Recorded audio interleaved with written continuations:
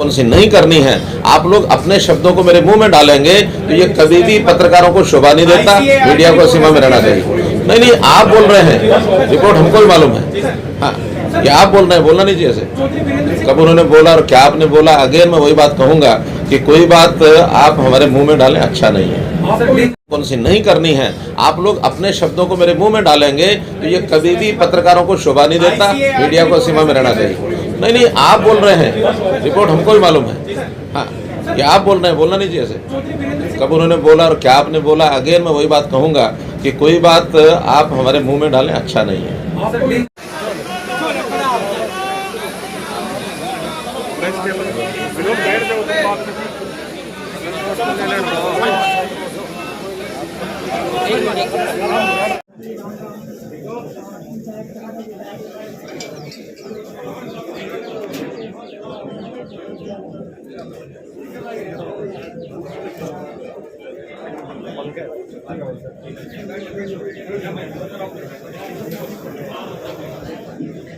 साल से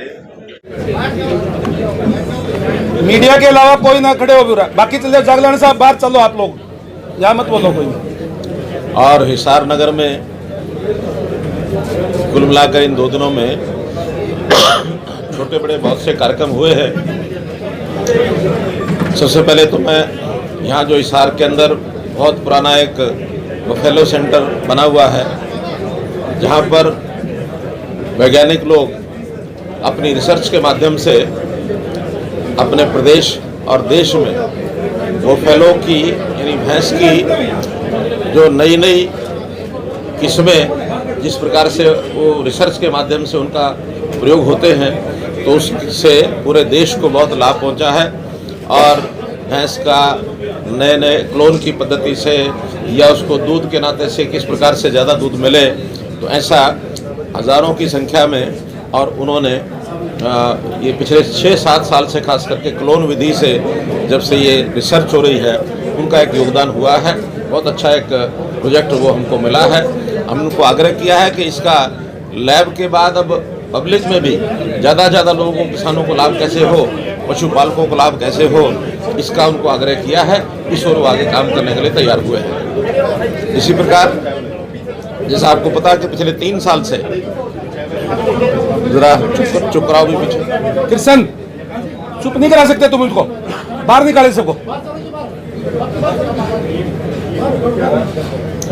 इसी प्रकार जैसे 3 साल से वित्त मंत्री होने के नाते मैं स्वयं हरियाणा का बजट पेश कर रहा हूँ। एक कार्यक्रम बना के यहाँ एक गोष्ठी की जाए और बजट का जो प्रमुख रूप से जो उसके विशेषताएं, जो बिंदु हमने लोगों को बताए। बड़ी संख्या में इस विषय को समझने वाले लोग वहाँ एकत्र हुए थे और उनके सामने बजट की विशेषताएं क्या है हमारी, वो उनके सामने रखी थी। इसके पश्चात हरियाणा एग्रीकल्चर यूनिवर्सिटी में वहाँ के कुछ प्रोजेक्ट्स थे जिनका मैंने उद्घाटन किया। और वो सब उद्घाटन 5 ऐसे प्रोजेक्ट थे वहाँ पर जो यूनिवर्सिटी के खेल से संबंधित मुख्य रूप से उनके प्रोजेक्ट्स थे जिनका उद्घाटन किया। और अन्य 5 ऐसे प्रोजेक्ट जिसमें 2 बिजली विभाग के और 2 पीडब्ल्यूडी की सड़कें थी। तो ऐसे पीडब्ल्यूडी की बिल्डिंग्स, तो इस प्रकार से ये 45 करोड़ रुपए के प्रोजेक्ट्स, इनका जो है उद्घाटन ये हुआ है। कुछ शिलान्यास हैं, कुछ उद्घाटन हैं। और सायंकाल जो दास्ताने रौनक, इस प्रकार का एक नाटक, वो भी हरियाणा एग्रीकल्चर यूनिवर्सिटी के परिसर में ही और उसका आयोजन किया गया था। बहुत ही मार्मिक एक प्रकार का वो नाटक मंचन हुआ, जो आज से यानी 1857 की जो कहानी जिसको कह सकते हैं हम, 165 कितने साल, 167 साल पुरानी वो कहानी एक प्रकार से थी। बहुत अच्छा मार्मिक दृश्य था, लोगों ने बड़ा पसंद किया उसका। उसमें भी रौनाथ के भी गांव के लोग काफ़ी आए हुए थे, लगभग 500 लोग वहाँ। और रौनाथ की दृष्टि से कुछ घोषणाएं मैंने वहाँ की थी। एक तो रौनाथ अकादमी नाम से उस इलाके में कुछ ज़मीन लेकर के और एक अकादमी स्थापित की जाएगी, जिसमें मार्शल आर्ट्स या कोई आर्मी के नाते, डिफेंस के नाते कोई ट्रेनिंग सेंटर और स्मारक, इस प्रकार का एक प्रोजेक्ट वहाँ बनाया जाएगा।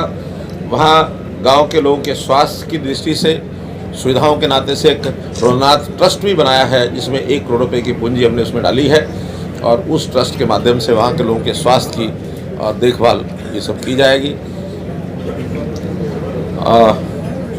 आज अभी एक कार्यक्रम मेरा यहाँ मंगाली में जो गौशाला है, उस गौशाला का एक उत्सव, उसमें मेरा जाना होगा और उसके बाद आज के मेरे कार्यक्रम ये समाप्त होंगे।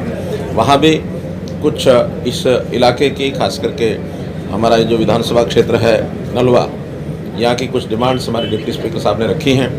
लगभग 17 डिमांड, हाँ नहीं, उसमें 12 डिमांड्स फिजिबल हैं, बाकी फिर बाद में आगे देखेंगे। उन 12 में से 50 करोड़ के आसपास की जो डिमांड्स हैं, उसकी घोषणा वहाँ मैं सभा में करूँगा। हिसार में इंटरनेशनल एयरपोर्ट एलिवेटेड रोड की भी बात चल रही है, तो दोनों योजनाओं का अपडेट साथ। देखिए, एयरपोर्ट का तो अभी काम आपको पता है अंडर कंस्ट्रक्शन ही है एक प्रकार का। जो रनवे बन रहे हैं, उसके रनवे बनने के बाद कुछ समय के बाद बड़ी फ्लाइट्स वहाँ उतरना शुरू होंगी और फिर डोमेस्टिक फ़्लाइट्स और इंटरनेशनल फ़्लाइट्स, उसका जो शेड्यूल बनेगा वह आपके सामने आएगा। लेकिन लगातार काम जो जारी है, वर्क इज़ इन प्रोग्रेस, मैं समझता हूँ जल्दी ही वो काम पूरा होगा। और वहाँ पर आसपास जो और इंडस्ट्री है, एरोनॉटिक्स से जुड़ा हुआ जितना भी प्रोजेक्ट्स हैं, वो वहाँ लाए जाएंगे। पायलट्स की ट्रेनिंग ये भी यहाँ शुरू की जाएगी और डिफेंस के जो कुछ ऐसे प्रोजेक्ट्स हैं वो यहाँ लाए जाएंगे। तो इस प्रकार से एक बहुत बड़ा प्रोजेक्ट हिसार का एक मानचित्र, यानी एयर मानचित्र के ऊपर हिसार जो है आने वाला है। जहाँ तक आपने एलिवेटेड रोड की बात कही है, उसको फिजिबिलिटी उसकी चेक कराई जा रही है। उस फिजिबिलिटी के बाद ही उसका कोई निर्णय लिया जाएगा कि उस एलिवेटेड को कब और किस स्वरूप में बनना होगा, ये उसके बाद बताएंगे। पंजाब हमारा जो पड़ोसी राज्य है, कार्यक्रम किया है, उससे लग रहा है कि वो अभी बीजेपी में बने रहेंगे। चौधरी वीरेंद्र सिंह ने उचाना में जो कार्यक्रम किया, बीजेपी में थे, बीजेपी में हैं, बीजेपी में रहेंगे, ऐसी कौन सी बात आ गई? आखिर देखिए, कोई किसी की भी बात कुछ भी आए, उसमें चौधरी वीरेंद्र सिंह जी का उससे क्या है? वो तो हर कोई, यानी यूँ तो वहाँ आम आदमी पार्टी के जो लोग राज्यसभा मेंबर हैं वो भी उनको निमंत्रण दे गए। अल्टीमेटली तो उन्होंने, सर वीरेंद्र सिंह जी ने बाद में कहा था कि स्वागत का कि क्या धार काट दूंगा, धार के आगे की बात करो, उसके बारे में आपकी क्या प्रतिक्रिया? देखिए, ये प्रतिक्रिया है आप लोग चौधरी वीरेंद्र सिंह जी से पूछेंगे तो ज़्यादा अच्छा रहेगा। मुझे तो ये मालूम है कि हमारे बहुत एक अच्छे नेता हैं, बहुत अनुभवी नेता हैं, वो भारतीय जनता पार्टी में थे, हैं और रहेंगे। प्रधानमंत्री जी की एक महत्वाकांक्षी परियोजना है हेल्थ सॉइल कार्ड, स्वास्थ्य जो मृदु स्वास्थ्य योजना, उसमें हरियाणा में कुछ भी काम नहीं हुआ है, जबकि हरियाणा हरित क्रांति का जनक भी माना जाता है। नहीं, किसने? आपने अपने आप कमेंट कर दिया, अच्छा नहीं है। 80 लाख, सिर्फ 34 मिनी हेल्थ लैब बनी है। 80 लाख, सुनिए सुनिए सुनिए, 80 लाख हेल्थ कार्ड ये हमने इशू किए हैं और उन हेल्थ 86 लाख, हमारे कृषि मंत्री साथ बैठे हैं, मैं तो 80 लाख मान रहा था, ये 86 लाख बता रहे हैं। 86 लाख कार्ड हमने इशू किए हैं। हर एक कार्ड के ऊपर उस सॉइल का जो भी पैरामीटर होते हैं वो लिखे जाते हैं और उनको वहाँ पर बताया जाता है कि आपने इस सॉइल पर कौन सी ज़मीन, यानी कौन सी फसल बुआई करेंगे, किसका लाभ होगा और कौन कौन सी नहीं करनी है। आप लोग अपने शब्दों को मेरे मुंह में डालेंगे तो ये कभी भी पत्रकारों को शोभा नहीं देता, मीडिया को सीमा में रहना चाहिए। नहीं, आप बोल रहे हैं, रिपोर्ट हमको भी मालूम है। हाँ, ये आप बोल रहे हैं, बोलना नहीं चाहिए ऐसे। चौधरी वीरेंद्र सिंह का एक और स्टेटमेंट था सर, आपका रिएक्शन जानना चाहता हूँ। उन्होंने कहा कि हरियाणा की सरकार बाय द पीपल तो है, लेकिन फॉर द पीपल नहीं। अब ये उनका अपना मत हो सकता है, कब उन्होंने बोला मैंने तो नहीं सुना है कम से कम, क्योंकि मेरे तो बहुत अच्छे संबंध हैं। 8 दिन पहले भी हम और वो मीटिंग करके चंडीगढ़ में बैठे हैं, बहुत से विषयों पर हमारी चर्चा हुई है और जो भी काम वो बताते हैं उनके कामों के सारे काम भी किए जाते हैं। अब कब उन्होंने बोला और क्या आपने बोला, अगेन मैं वही बात कहूँगा कि कोई बात आप हमारे मुँह में डालें, अच्छा नहीं है। जो भाव बढ़ रहे नियंत्रण हो पाएगा महंगाई? देखिए, आपको पता है कि ये चीज़ ऐसी है, ये इंटरनेशनल मार्केट की चीज़ है, केवल अपने देश की नहीं है। अपने देश में तो बहुत थोड़ा सा प्रतिशत जो है वो ऑयल प्रोडक्शन होता है, उसका तो कुछ भी कोई उपयोग, उसका कोई ऐसा बड़ा इफेक्ट नहीं होता है। इंटरनेशनल मार्केट के ऊपर चीज़ें डिपेंड करती हैं। और वैसे भी आखिर 5 साल में, 6 साल में आपको जानकारी है हमारी जो आर्थिक जो भी स्थिति या आर्थिक जो प्रगति है, हर 6 साल में चीज़ें डबल होती हैं। चाहे किसी की आय है, चाहे किसी का खर्चा है, चाहे महंगाई है। आज से नहीं है, ये जब से देश आज़ाद हुआ तब से लेकर के आज तक मैं कह सकता हूँ हर 6 साल में चीज़ें डबल होती हैं। और वहीं मैं दावा करता हूँ कि पेट्रोलियम के बाजार पिछले 6 साल में डबल नहीं हुए हैं। सर, हरियाणा के अंदर भी सरकार ने फैसला लिया कि 10 से 20% बची हुई कॉलोनियों को नियमित किया जाएगा और साथ ही हुडा की तरफ से ये कहा गया है कि हुडा विभाग जो राह नहीं निकालेगा, सिर्फ ई ऑक्शन से बेचेगा, तो इससे अवैध कॉलोनी को बढ़ावा नहीं मिलेगा। नहीं मिलेगा, इसलिए नहीं मिलेगा। पहली बात तो अवैध कॉलोनी का जो खुला खेल था, लोग प्लॉट काटते थे, ज़मीनें बेचते थे, रजिस्ट्रियाँ होती थी, हमने रजिस्ट्रियाँ बंद कर दी हैं, एक बात। दूसरा, जो सामान्य समाज है जिसको हम गरीब समाज कहते हैं, उनके लिए अलग से योजनाएं हमने बनाई हैं। दीनदयाल उपाध्याय में हमने लाइसेंस देने शुरू किए हैं और EWS के मकान भी बनाए जा रहे हैं। हाउसिंग फॉर ऑल हमने डिपार्टमेंट अलग बना दिया है, जो अगले सालों में यानी 1 लाख से ज़्यादा मकान वो सब बनाने वाले हैं। उनको डिपार्टमेंट की ओर से सस्ती ज़मीन दी जाती है, लेकिन जो लोग पैसा खर्च कर सकते हैं और उनको अगर ऑक्शन में लेना पड़ता है तो उसमें कोई आपत्ति नहीं है।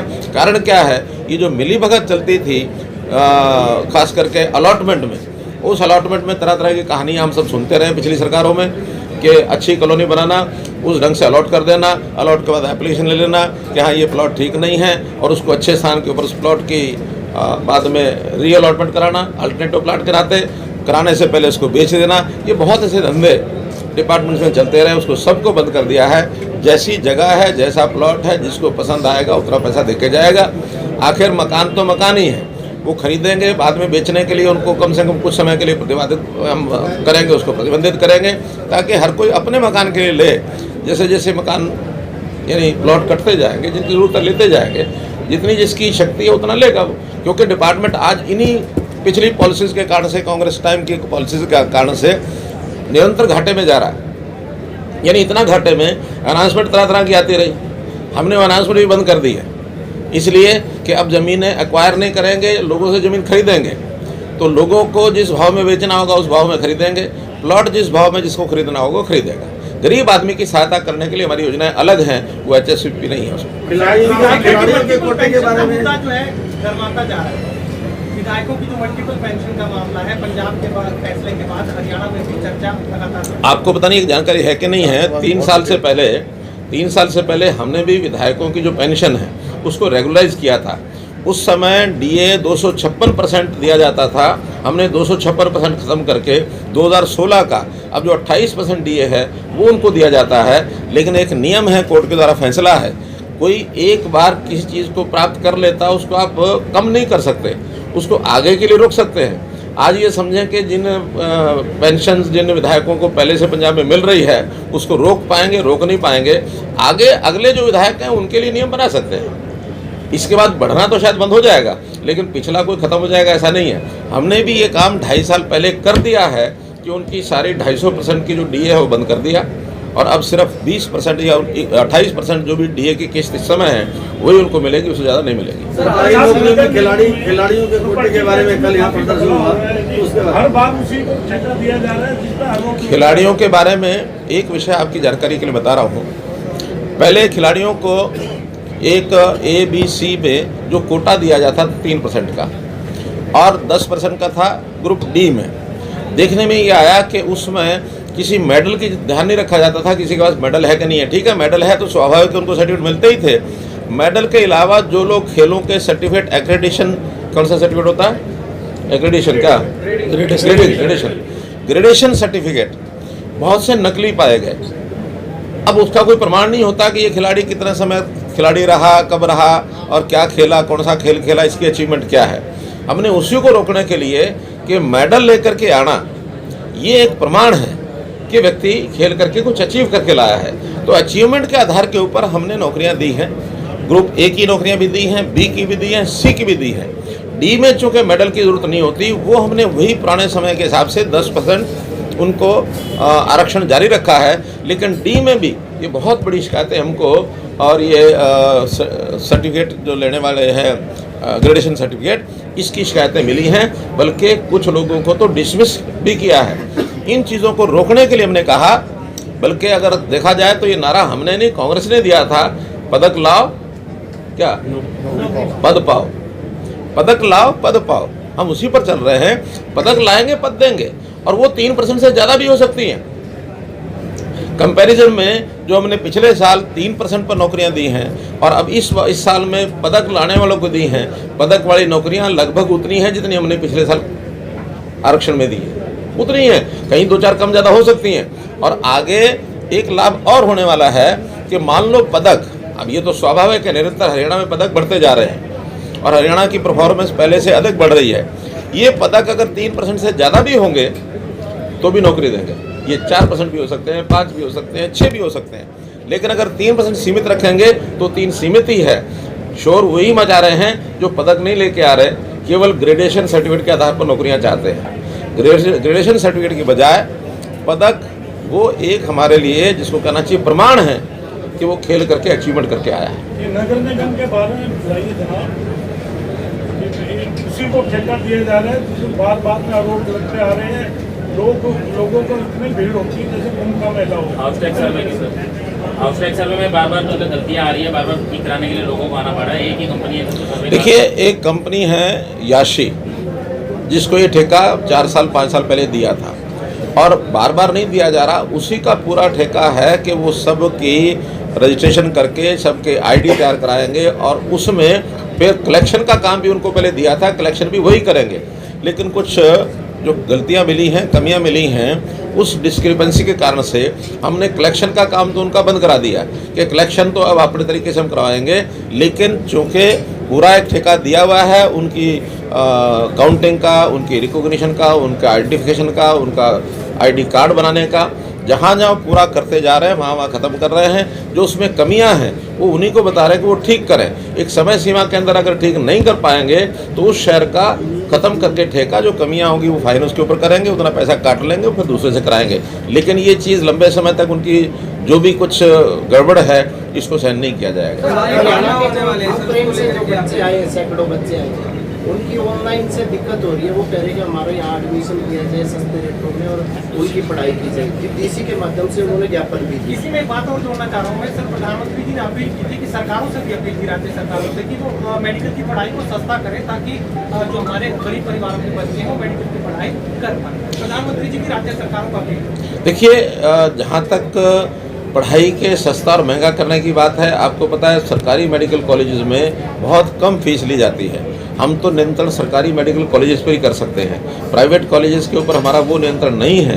प्राइवेट कॉलेजेस तो सीधा सीधा डिमांड सप्लाई की बात है, जब उनको पैसे देने वाले मिल रहे हैं तो उस नाते से एडमिशन दे रहे हैं। हम तो इतना कर सकते हैं कि सरकारी कॉलेजेस को ज़्यादा खोला जाए। आज हमने हर एक ज़िले में सरकारी मेडिकल कॉलेज हो, इस नाते से पिछले 6 साल से प्रयत्न करते करते ये साल हमारा बजट कैसा गया है कि 22 के 22 जिलों में अब मेडिकल कॉलेज हमारे घोषित हो गए हैं। 4 तो इस बार ही हमने किए हैं, जिसमें पलवल है, जिसमें पंचकुला है, जिसमें फतेहाबाद है और जिसमें दादरी है। 4 मेडिकल कॉलेज इस बार घोषित किए हैं। अब कोई भी जिला ऐसा नहीं रहेगा जिसमें मेडिकल कॉलेज नहीं होगा। और हरियाणा के हिसाब से 2500 से 3000 बच्चे MBBS में एडमिशन होंगे और ये हमारे हरियाणा के लिए पर्याप्त है, कम नहीं है। क्योंकि सरकारी मेडिकल कॉलेज में एक कंडीशन उन पर लगाई जाती है कि उनको 6 साल तक या 7 साल तक स्टेट में, हरियाणा स्टेट में ही सरकारी नौकरी ही करनी पड़ेगी, ये उनसे बॉन्ड लिया जाता है। जब इतने विद्यार्थी MBBS करेंगे या उसमें से कुछ MD करेंगे तो हरियाणा के लिए हमारे लिए पर्याप्त हैं। हाँ, क्योंकि आज प्रोफेशनल ऐसे लोगों की ज़रूरत ज़्यादा है तो यहाँ जो एडमिशन करती है वो मेडिकल काउंसिल ऑफ इंडिया करती है। उनका एक ट्रांसपेरेंट तरीका है, उस ट्रांसपेरेंट तरीके में जो भी मेरिट में यहाँ आते हैं उनको सबको एडमिशन देश भर में मिलता है। फिर भी कुछ बच्चे जो लेना चाहते हैं एडमिशन, उनकी बारी नहीं आती है, वो फिर इधर उधर जाते हैं। और ऐसे ही ये 20,000 बच्चे जो हैं ये यूक्रेन में जाकर के एडमिशन लिया, वहाँ उस मेरिट का कोई ध्यान नहीं रखते, वो तो केवल पैसा लेकर के अपना एडमिशन उनको देते हैं। अब चूँकि एक घटना घट गई, दुर्घटना ही है वास्तव में, वो उनका कोई हमारे देश से कोई संबंध नहीं उस घटना का, लेकिन चूँकि हमारे देश के नागरिक हैं, हमको उनको सुरक्षित वापस लेके आना था। सब सुरक्षित वापस लौट आए हैं, किसी की कोई समस्या नहीं है। एक कर्नाटक के एक विद्यार्थी की डेथ हुई थी, एक को गोली लगी है, शायद वो पंजाब का है कहाँ का, लेकिन मोर और लेस जिसको कहना चाहिए 20,000 लोगों को वापस सुरक्षित लाया गया है। एडमिशन के नाते प्रधानमंत्री जी ने कहा कि जिनकी फाइनल डिग्री हो गई है उनको इंटर्नशिप की तो यहाँ हम अवसर दे देंगे, क्योंकि उनकी डिग्री फाइनल हुई है। एक एग्ज़ाम लेना होता है, बाहर से जो भी MBBS करके आते हैं उनका एग्ज़ाम होता है, वो एग्ज़ाम ले लेंगे और उनमें जो पास होंगे उनको सबको इंटर्नशिप यहीं कराएंगे। जहाँ तक छोटी जो कम यानी first year, second year, third year के जो स्टूडेंट हैं उनको ऑनलाइन वहाँ के मेडिकल कॉलेजेस ने और परीक्षा उनको पढ़ाई शुरू कर दी है। काफ़ी बच्चों ने लेना शुरू कर दिया है। जो कि कोई निर्णय अगर करना होगा इनको एडमिशन देने का तो कोई ना कोई इनका एग्ज़ाम होगा, और करेगी भी तो MCI करेगी, सेंट्रल गवर्नमेंट करेगी, स्टेट इसमें नहीं करेगी। स्टेट को अपील जो प्रधानमंत्री जी ने की है वो यही की है कि वहाँ भी जो प्राइवेट मेडिकल कॉलेज हैं वो अपनी फ़ीस कम करें, लेकिन इसमें इतना बड़ा फीस का विषय नहीं है जितना बड़ा मेरिट का विषय है। सर, हाल ही में कैट की रिपोर्ट आई, उसमें जो चुनाव थे नगर निकाय के उसकी डिले को लेके उन्होंने कहा था, सरकार का पॉइंट ऑफ व्यू क्या है सर? यहाँ भी 51 नगर पालिका नगर परिषद है जो चुनाव हो रहे हैं, पंचायत चुनाव भी डिले हो रहे हैं। देखिए, निकाय के चुनाव तो अब कभी भी हो सकते हैं। पिछले 1-1.5 महीने 2 महीने पहले उनका टाइम खत्म हुआ है, लेकिन चूँकि किसान आंदोलन चल रहा था, कुछ विषय से चल रहे थे, इसमें से चुनाव आयोग ने जो हमको रिपोर्ट दी भी कुछ समय उनको और चाहिए। अब जैसे ही फसल का ये सीज़न समाप्त होता है, बहुत जल्दी चुनाव आयोग जो है कोई ना कोई डेट देगी और उसमें हो जाएगा। जहाँ तक पंचायत का चुनाव है उसमें हमने एक एक्ट बनाया था 50% रिप्रेजेंटेशन फॉर वुमेन, वो किसी ने चैलेंज किया। हालांकि पहले 33% रिजर्वेशन है, 42% रिप्रेजेंटेशन पहले हो गया था, हम 42 को 50 करना चाह रहे हैं, लेकिन किसी ने चैलेंज किया, कोर्ट ने फैसला नहीं किया। और मुझे लगता है अभी 29 तारीख है इस केस में, आज 27 हो गई, परसों केस की सुनवाई है। मुझे लगता है ये फैसला परसों तक हो जाना चाहिए और बहुत जल्दी पंचायतों को चुनाव। पंजाब की व्यवस्था का क्या असर होने जा रहा है? अब पंजाब वाले से पूछे ज़्यादा अच्छा है, हमारी बहुत अच्छी है।